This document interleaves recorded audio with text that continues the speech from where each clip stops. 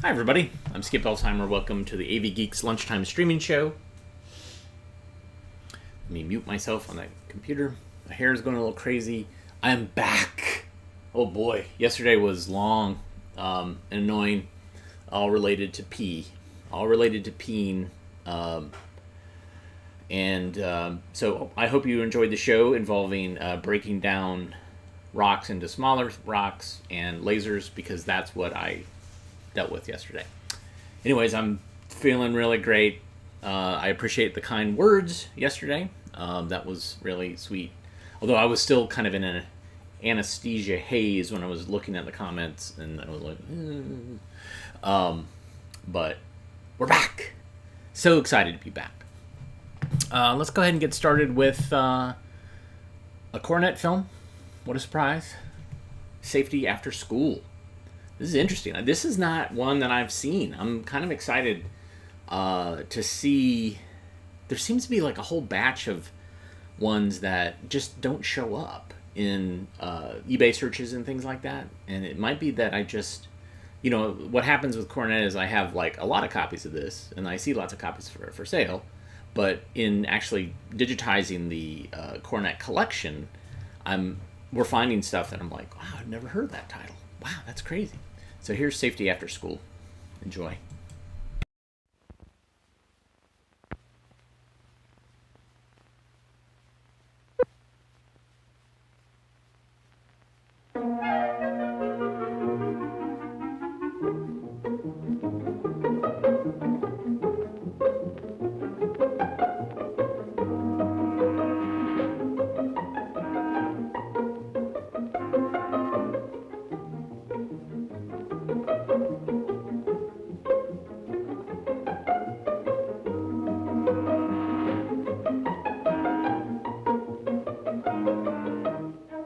It's 3 o'clock, and school is out. The children can't wait to start playing. What will the boys do this afternoon?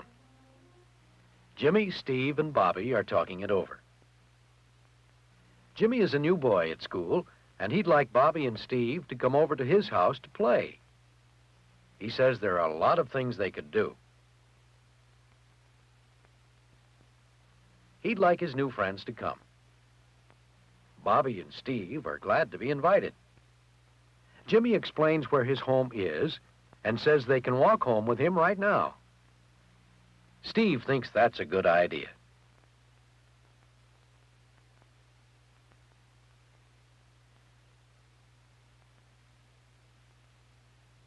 But Bobby doesn't. He's going home to tell his mother where he will play. You coming, Steve? Steve knows that's the right thing to do. They'll both go home first and see Jimmy a little later.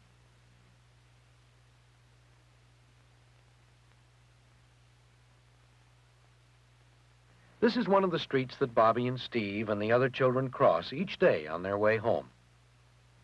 All the children wait at the curb for the crossing guard signal.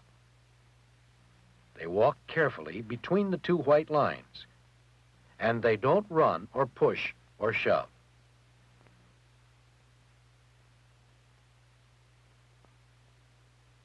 The boys are so busy talking about some of the things they might do at Jimmy's house that they're not watching where they're walking. Uh-oh. Steve has hurt himself. It's not too serious, but it could have been a lot worse. Someone wasn't careful about where he left his bicycle.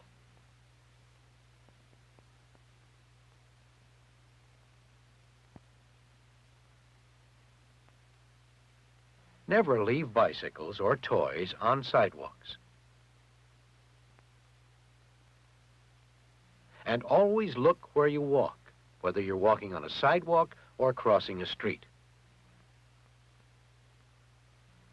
A car stops and the driver calls to the boys. The man seems to know Bobby. He says he's Mr. Arnold, a friend of Bobby's father. Bobby thinks he knows Mr. Arnold, but he's not sure. But Bobby knows that he must not ride home with anybody unless he has permission from his father or mother. He tells Mr. Arnold, "No, thank you." Mr. Arnold knows that the boys are following a safety rule. Don't ride with anyone unless you have permission from your parents. Yes, the boys are remembering their safety rules after school. Here's another one. Look both ways before you cross. At home, Bobby asks for permission to go with Steve to Jimmy's house. Bobby's mother says yes. She knows that Bobby is old enough to take care of himself. But he must be home by 5 o'clock.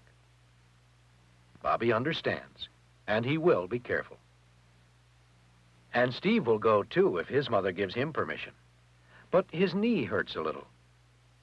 Bobby explains that Steve hurt his knee on the way home from school.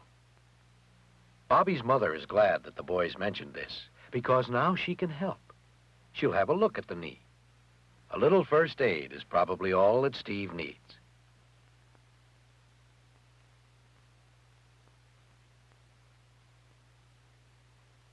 While she gets a bandage for the cut, Steve is going to call his mother to ask about going to Jimmy's.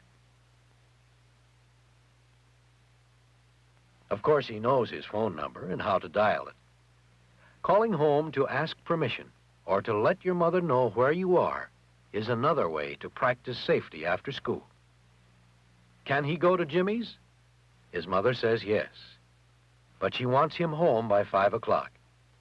Steve says he will be home on time.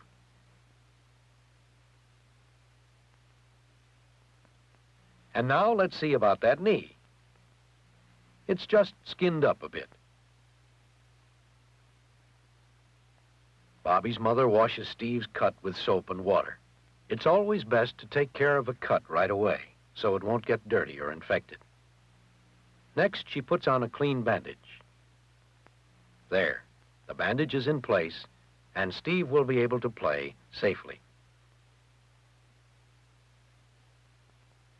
Now let's see if the boys think about safety on their way to Jimmy's house. There's something that isn't safe. It's very dangerous to ride a bicycle that way. Well, looks like the Johnsons have a new dog. He seems friendly enough. Steve wants to pet the dog. Does that seem safe? Bobby says no. The dog may be unfriendly. It's best not to be too friendly with strange animals. Now Bobby and Steve are coming to a street they've never crossed before. If they cross between the parked cars, they can't see the traffic too well, and the drivers may not see them. Never cross in the middle of a block. Steve and Bobby do the right thing. They walk to the corner. They look both ways and cross safely. Just across the street, some new apartments are being built.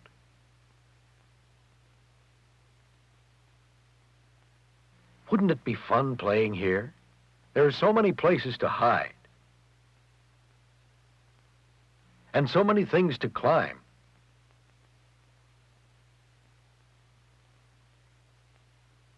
And look, there's a fire where scrap wood is being burned.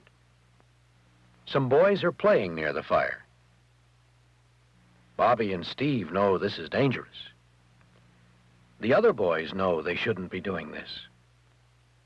That's why they run when the workman comes. The workman tells Bobby and Steve that they can't play here either. It's not safe. Why, just a while ago, he says, the wind knocked down some of those large boards. Someone could have been hurt very easily. No, this is not a safe place to play. Anyway, Jimmy is probably waiting. They'd better hurry. Jimmy is raking in his backyard. A yard is usually a safe place to be, if we help keep it safe. Jimmy drops the rake when he sees his friends. Is this safe? Someone might trip over the rake, or even worse, step on the sharp teeth. He picks up the rake so nobody will get hurt.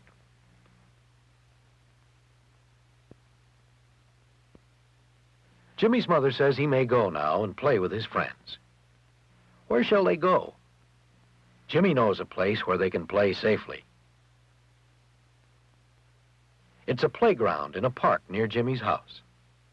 Steve knows what he'd like to do.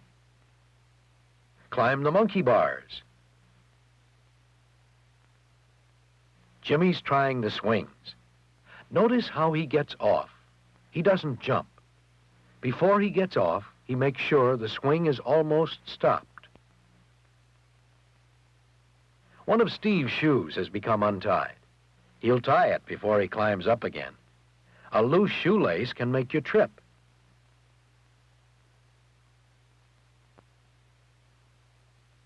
Bobby has found some broken glass near the sandbox. He picks it up very carefully so he doesn't cut himself.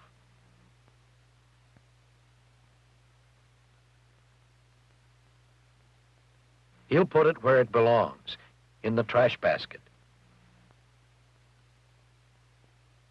But even in safe places, like a playground, accidents can happen. So everyone should always be careful. Time to go home. Bobby and Steve promised to be home by 5 o'clock, and they will. They'll see Jimmy in school tomorrow. At home, Bobby tells his mother what a good time he had. She's pleased that Bobby can take care of himself and can be trusted to follow the rules of safety. You can follow the same rules that Bobby did for your safety after school.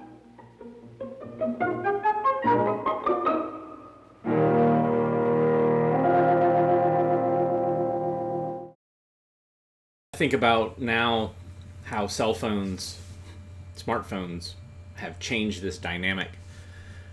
The idea of like finding a telephone, calling your parents, your mom, and say, hey, I'm not coming home because I'm playing blah, blah, blah.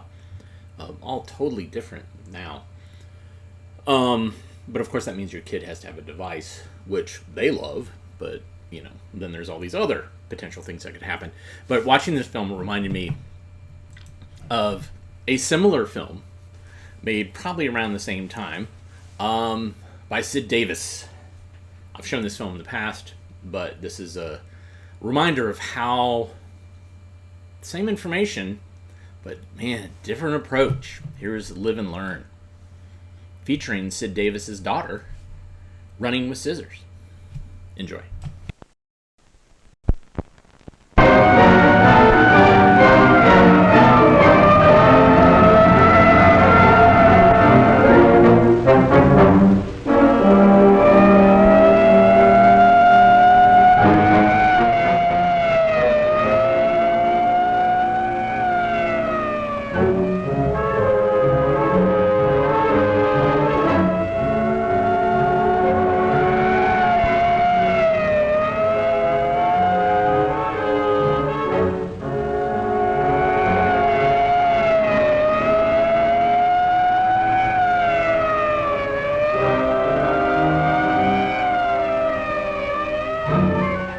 Children come and go in this hospital every day. The following scenes show some of the most common accidents that happen to kids. Because they did first and thought last, they ended up in an ambulance like the one here. And here are some facts not very many people know. More children are crippled or killed by accidents in their home or neighborhood than all the diseases like polio, TB, and heart trouble put together. Tell that to your mom and dad tonight. They'll really be surprised. For instance, we know that every boy and girl should know how to swim. Uh-oh, that girl wants to have some fun. Looks like she's telling her friend to jump on Johnny when he comes up from his dive. Yep, that's what she told him to do, all right. That's a good trick. It worked out just like she planned. Wait a minute, something's wrong with Johnny. Of course, tricks don't always turn out as we think they will. Like this one, for instance. Lucky for Johnny that Pete knew enough to drag him out of the pool and give him artificial respiration at once. Had they waited until they got to the hospital to do it, like this poor boy, it would have been too late. The trick almost had an unhappy ending. Another bad thing to fool around with is fire, as you all know. A campfire can be a lot of fun, but it can also be very dangerous.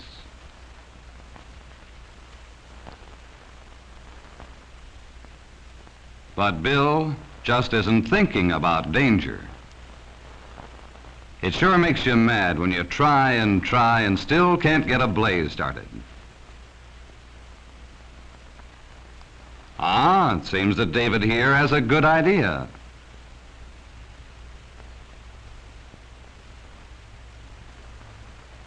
Probably some more matches. Although if he hasn't started it by now, if that's gas in that can, he's going to be awfully sorry. Maybe one of his pals will stop him from throwing that gas on the fire. No one said a word. They're too busy concentrating on the fire to think about what might happen. And did happen. So, another bad accident. It doesn't always take gasoline to make fire dangerous. With know-how, you can burn fires. With carelessness, fires will burn you.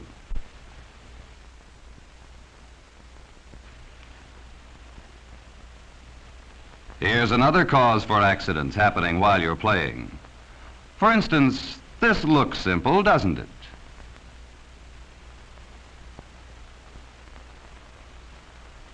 And it was, until one of the boys decided to jump.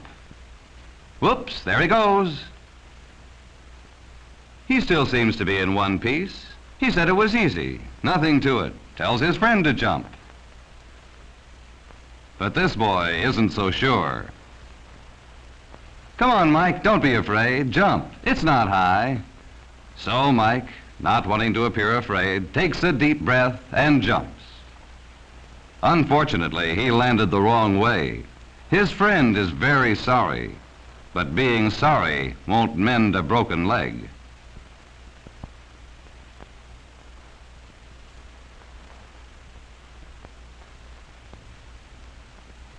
So the hospital gets another patient. Jumping from high places isn't smart, and pushing somebody when he doesn't expect it can be very dangerous. Walking on picket fences, climbing around old buildings may be fun, but it can also put boys and girls in the hospital, and that isn't so much fun.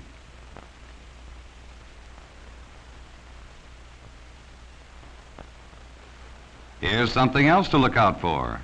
Playing in the streets. Ball games are fun, but they should also be safe. That's what playgrounds and schoolyards are for.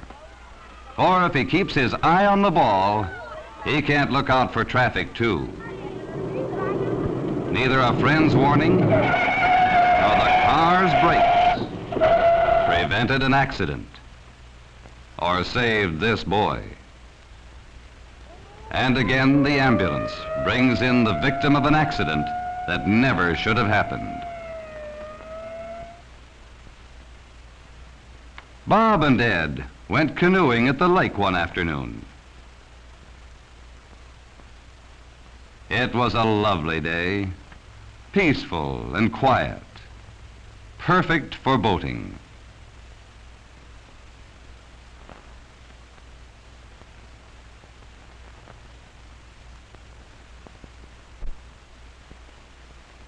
Too quiet for Ed, I guess, 'cause all of a sudden, he shouted to Bob to look at something on the shore. Bob did something no one should ever do, stand up in a canoe. This gave Ed a chance to start rocking the canoe and scare poor Bob. But once again, what started out as an innocent joke ended up in something more serious.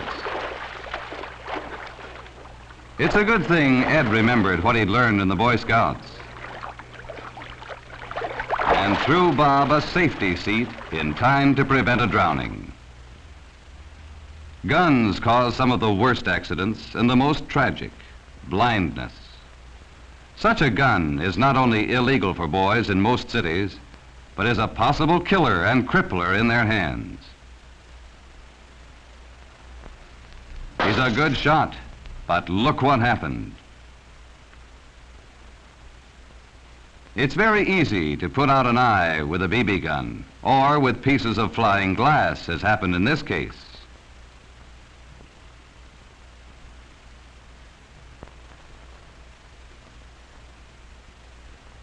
Is it worth this, boys and girls?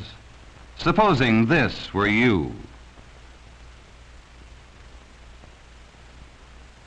Just getting a half look at the world because someone didn't know how to use a gun safely. Now take the case of this young lady, cutting out paper dolls in the safety of her own home. Doesn't seem possible an accident could happen here, does it? When she heard her father at the door, she got excited. She'd just have time to hide behind the door and surprise him, like she did every night. She jumped to her feet. This time it was different. She tripped and fell on the scissors. And the doctor has another patch-up job to do. It's always dangerous to run with scissors or any other sharp pointed object in the hand. It's also dangerous to climb on anything while holding scissors. If you fell, you could cut yourself or poke out an eye.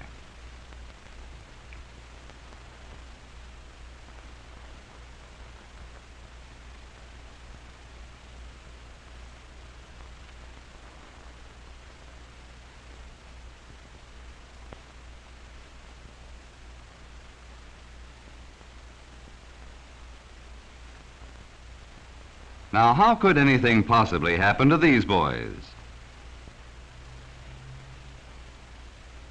Let's go out to the edge of the cliff.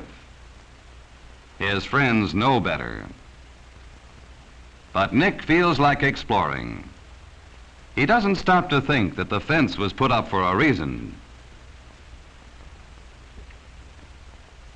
No, Nick doesn't stop to think until it's too late. The boy learned what fences were for the hard way, and he's not out of trouble yet.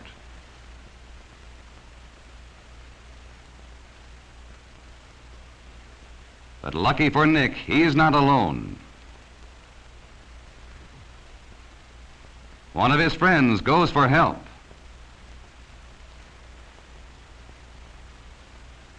And comes back with the best friend a kid could have when trouble occurs. A policeman.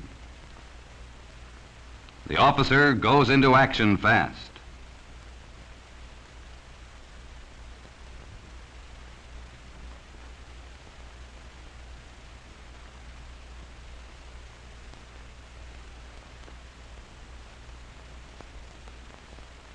And the job of rescue begins. That's another thing to remember, boys and girls. Whenever you get into real trouble, go to your nearest police officer or sheriff. You'll find him a real friend in need.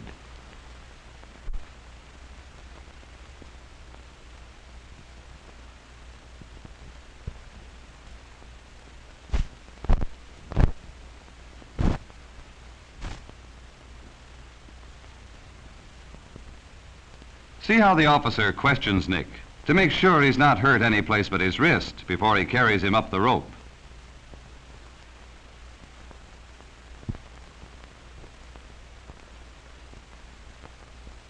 He's learned his lesson and was lucky not to have been hurt more than he was.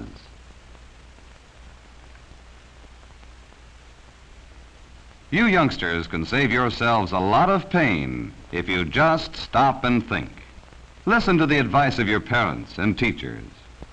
A hospital bed isn't anywhere near as nice as your bed at home.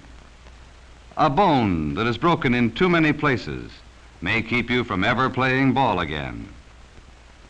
Maybe figures don't mean much to you, but listen, try to understand, because it's your life I'm talking about. More than 12,500 kids die every year. More than 50,000 of them are permanently crippled every year. More than 1,500,000 children are seriously injured every year. And all of these accidents happen in your own home, your own neighborhood. So be careful, kids. Too many youngsters end up in the hospital. Why don't you stay out of it? Live and learn. because you are the America of tomorrow.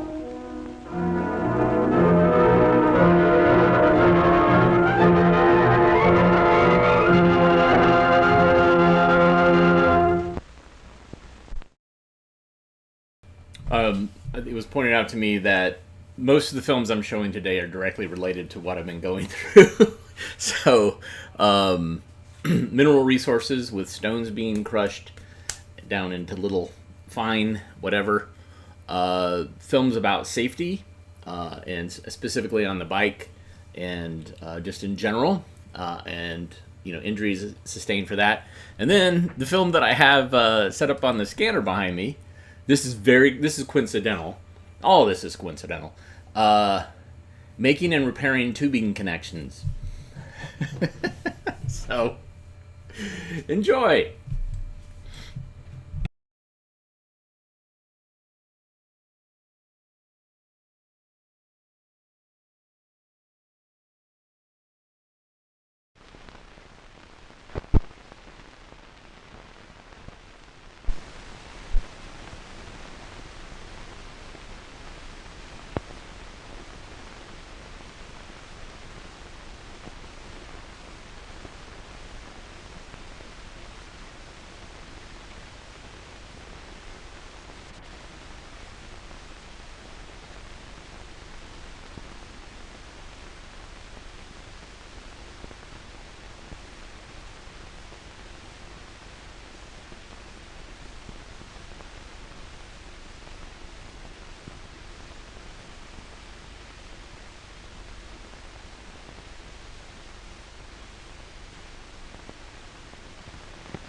The installation and repair of tubing connections is one of the most common jobs that a serviceman in commercial refrigeration is called upon to do.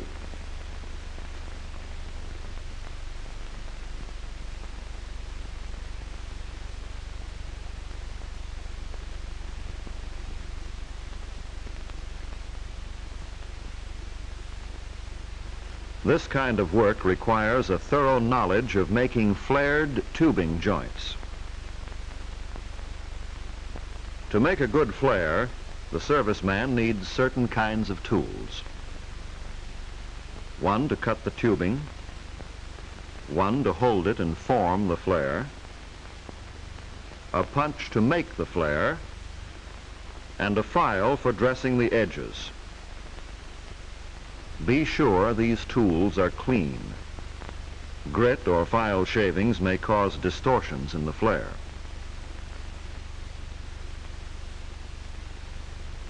Only refrigeration tubing is used in this work. It is seamless copper tubing which has been deoxidized and dehydrated by the manufacturer, and to preserve it, the ends are sealed. Before cutting and flaring, the tubing must be straightened. For short runs, this may be done by hand. Longer runs may be handled by using the foot as an anchor. But do not press too hard. The copper is soft. Excessive pressure will collapse the tubing. When bending copper, avoid twisting. Always hold the roll in a vertical position. Since bending has a tendency to harden copper, try to straighten it with as little bending as possible.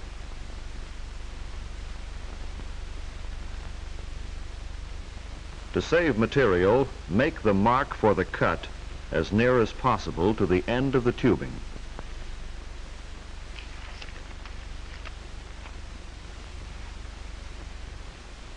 But be sure the mark is made where the tube is perfectly round. The standard cutting tool has a steel cutting blade and a hand clamp which regulates the pressure on the cutting blade.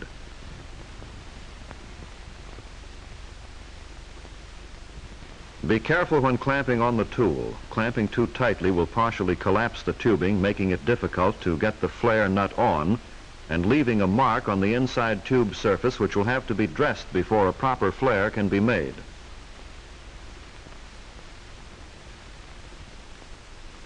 Make a quarter turn on the adjusting screw. Then 1 complete revolution of the tool. Another quarter turn, and another complete revolution. Repeat in this order until a perfect cut is made.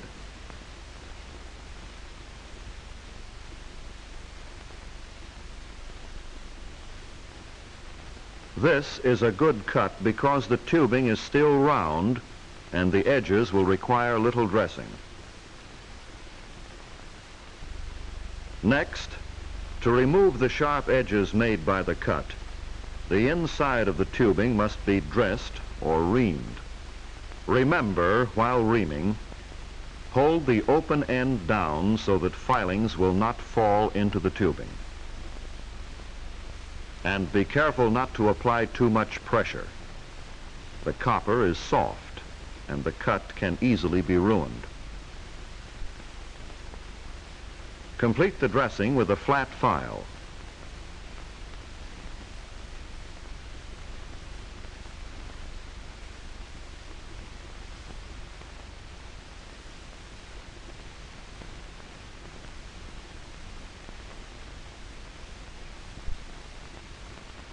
The flare nut has a seat into which the flare will fit.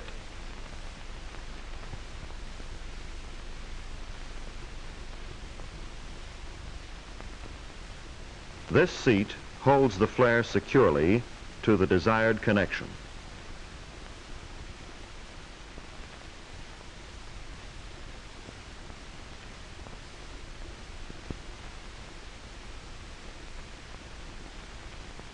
Always slide flare nut on before making the flare. This flare block will make flares for various sizes of tubing. Select the hole which is correct for the size tubing you are using.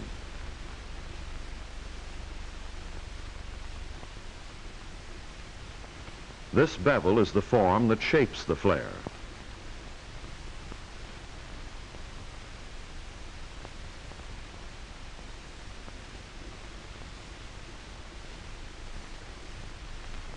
Allow the tubing to extend above the block approximately the width of the bevel.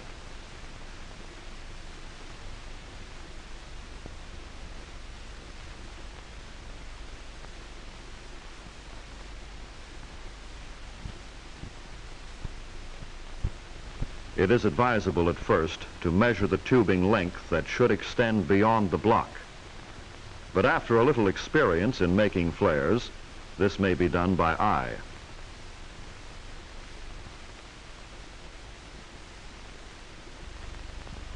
Now we are ready to make the flare. See that the punch is clean before using.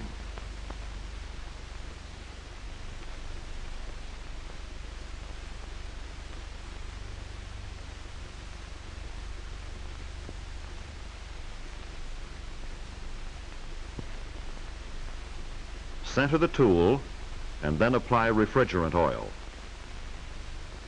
This prevents wear on the punch and eliminates the possibility of scoring the inside of the flare.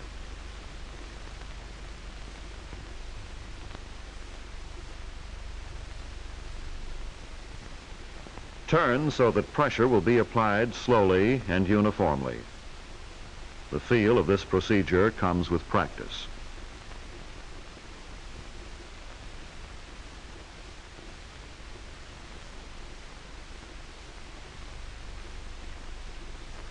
Undue pressure like this will harden the tubing and thin out the flare wall, which will result in a weak joint.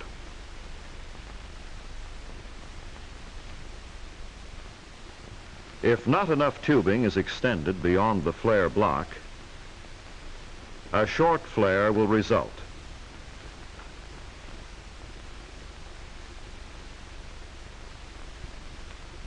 A rolled or beaded edge, thin on one side, thick on the other, is characteristic of the short flare. A short flare has insufficient surface for a gas-tight seal.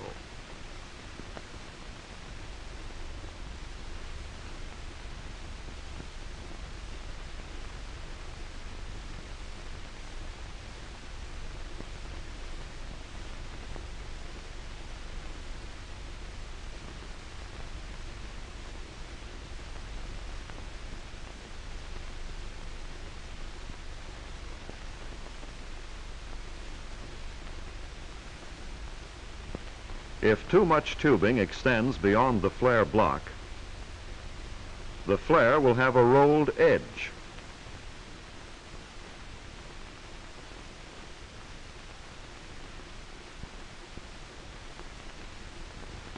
And it will be too large to enter the flare nut without forcing.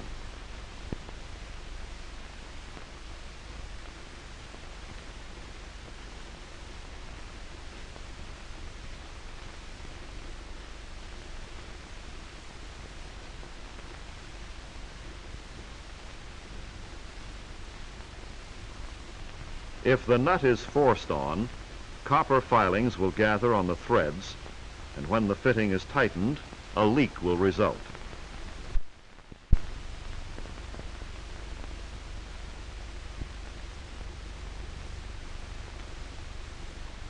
Making a flare oversized may cause the flare to split, especially if the tubing has been hardened.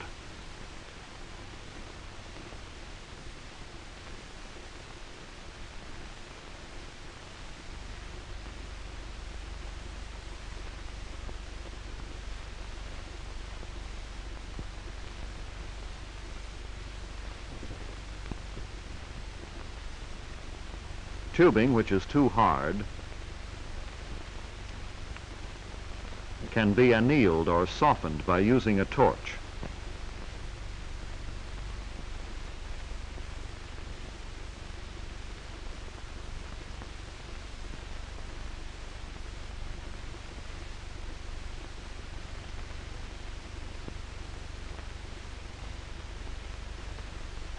The flame is applied until the tubing becomes a cherry red.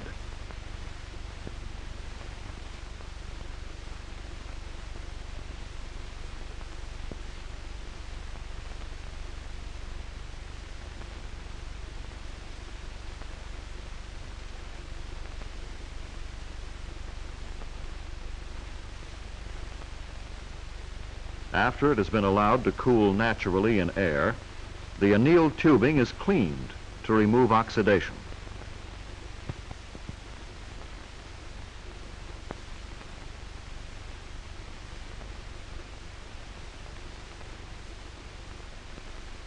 Now a perfect flare can be made.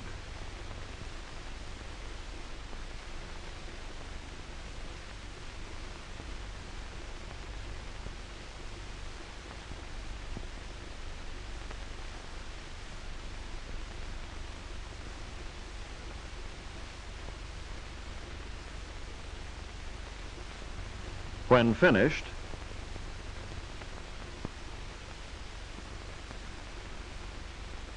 dress the flare, trim the edges, file the block marks.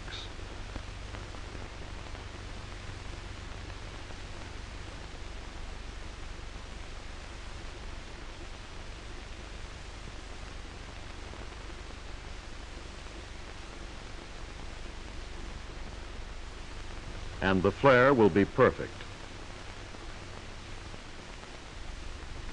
The flare nut slides over the flare easily and will make a perfect gas-tight connection.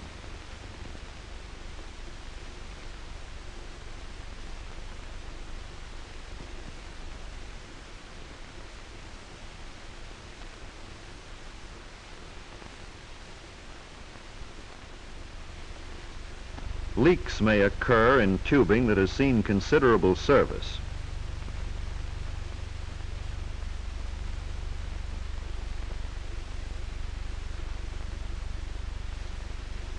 Or sometimes the tubing may be seriously damaged, as in this case. Where it is not convenient to replace the entire length of tubing, a sweat connector may be soldered to the brake.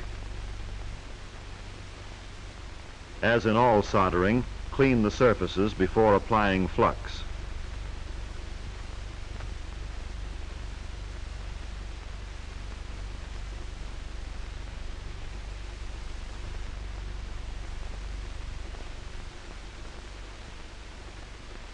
Then, place the sweat connector in position for soldering.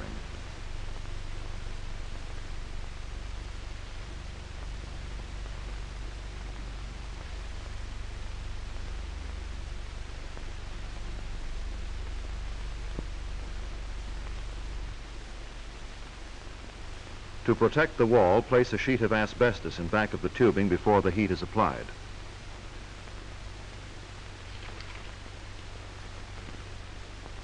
When the job is finished, pull the conduit down over the tubing.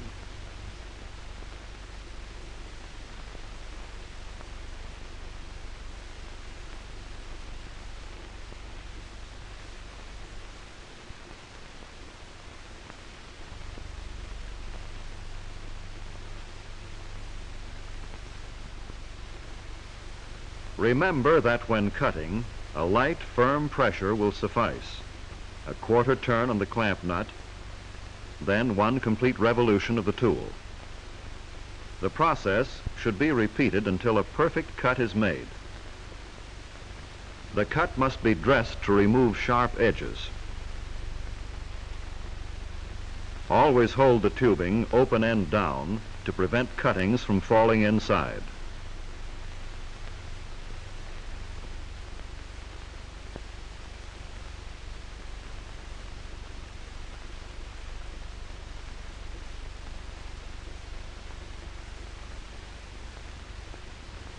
Put the flare nut on before clamping the tubing in the flare block.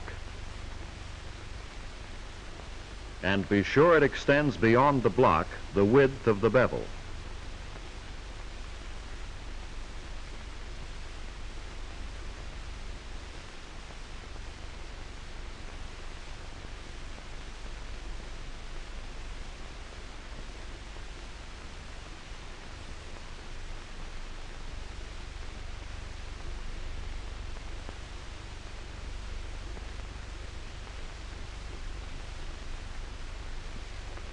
Always oil the punch.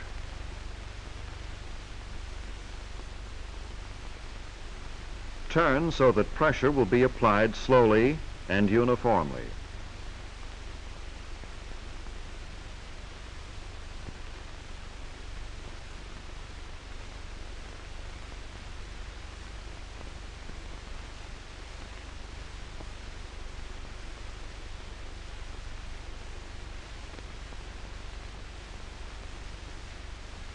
Remember, when a flare is correctly made, it will fit without forcing, and a gas-tight connection can be made.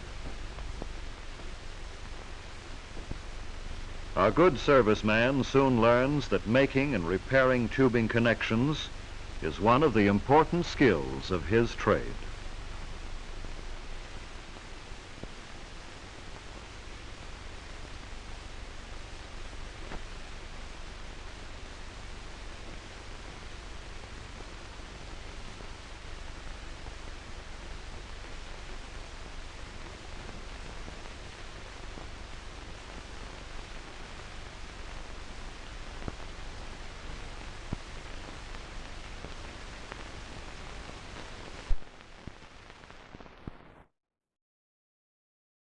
Film where I feel like a soundtrack with bongos or something. Oh my god. Can you imagine? Like, it's like, now we're going to watch this film. And by the end of it, everybody's like, asleep. Thankfully, I had some coffee. Let's see. So much to show you. So let's draw with crayons. Enjoy.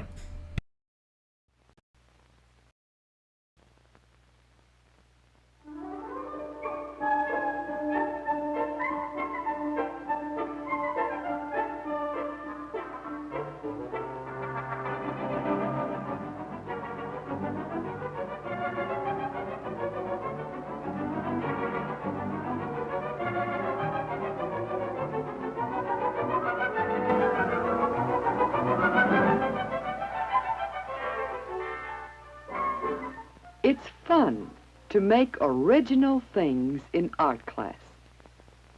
There are so many interesting things you can do. There is such a wide variety of materials you can work with. Have you ever worked with crayons? Do you know that there are many different ways to use crayons? Let's look around and see what some of these boys and girls are doing with crayons. Jay has an original pencil sketch he brought from home. Now he is coloring it with crayons. It's a picture of his pet cat. Watch how he uses the crayon. Little short strokes to show how the cat's fur lies. That's one way to draw with crayons. But now let's see how else we can use crayons. Mary is making an attractive cover for the box in which she keeps her collection of buttons. This is her design for the cover, an all-over pattern of buttons. But see these unusual crayons, and the brush and water. Just what is Mary going to do with them? This looks like drawing with any other sort of crayon, doesn't it? But Mary is using a special kind of crayon that can be shaded with water. Notice how she holds the crayon. She can press fairly hard without breaking it. When she finishes coloring her design, Mary will be ready to use the water. But right now, let's see what the others are doing. Fred is lettering a poster for his scout troop. The heavy poster board provides a padded surface, so he can press hard with his crayon. But he must hold the crayon properly, supporting it with his thumb and fingers, or it may break.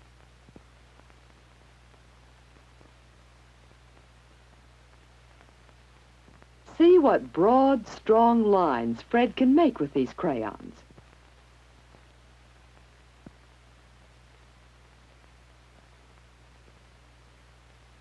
It's easy to do posters and lettering this way, isn't it? Now let's go over and see what Dolly is doing. This is a blouse she got for her birthday. She likes it. But don't you think it's rather plain? Can she use crayons to decorate the blouse? Let's see. She begins by putting cardboard inside the blouse, so she'll have a smooth surface for drawing.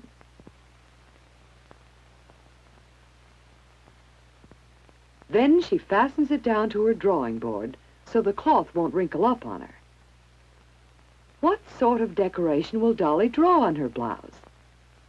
Here are some original designs she has developed in class. Which one do you like best? This is the one that Dolly chooses. Now a piece of paper with a hole cut out to work through, to protect the blouse from being soiled. And Dolly is ready to draw. See how carefully she begins. She wants the design just so. We'll see Dolly's blouse later when it's more nearly finished. Now, who else is drawing with crayons? Andy is.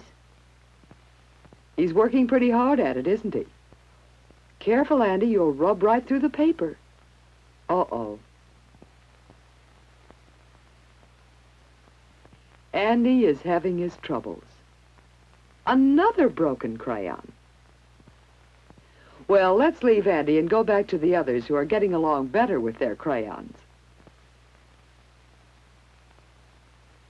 What do you think Jay's cat picture will look like by now? Here it is. The cat is finished. And look at the design of the rug. How does Jay get this effect? Let's watch. See how he's blending two colors, leaving blank paper between his strokes with one color, and then filling in with strokes of a different color. Here we can see the separate colors. But when we step back and see the whole picture, the colors blend together. Sometimes Jay uses dots instead of lines to blend colors. Many separate dots of different colors close together. But they seem like just one color from a distance. So Jay is coming along well with his drawing. And how is Mary doing with the cover for her button box? She's getting ready to brush water over her painting crayons. Let's see what happens.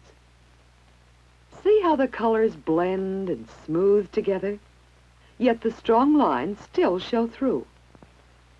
This is a good way to blend color, isn't it? The blended colors look transparent, almost like watercolors. Mary's overall pattern is going to be very pretty. Fred's poster is nearly finished. Fred has been working hard on it, but he thinks it needs a little more color. Then it will really attract attention. Good posters do that. He decides to add a design at the bottom. First, a broad stroke with a crayon of one color. Then he changes to a crayon of another color and makes a neat stroke lapping over the first. These colors blend together too, don't they? And Fred's design is making his poster more attractive.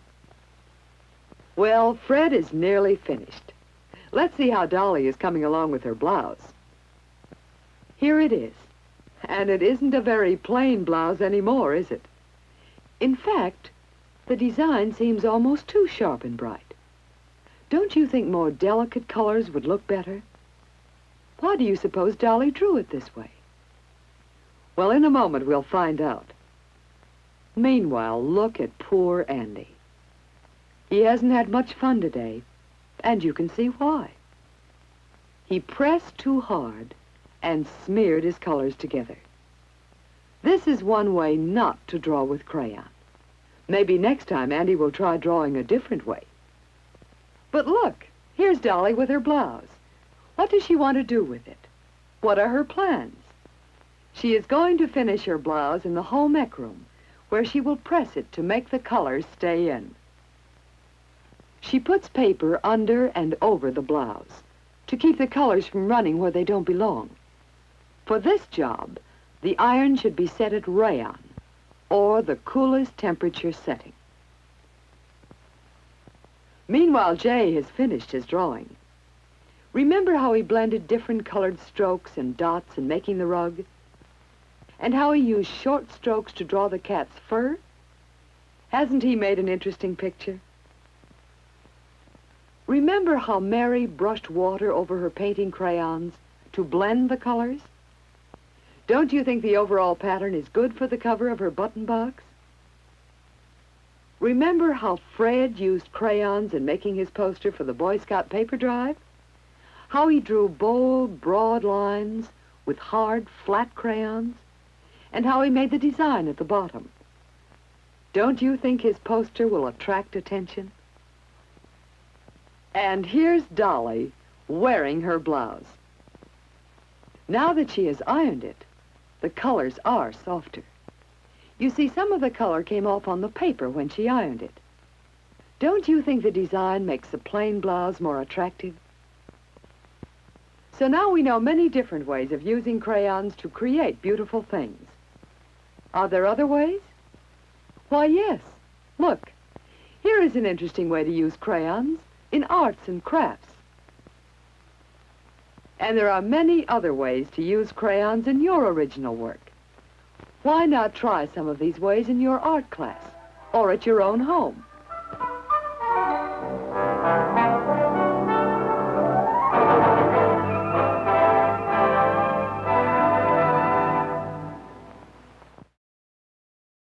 Or did it sound like she just kept saying blahs? Like it's blahs. Color up your blahs. Make it more exciting. Your blahs.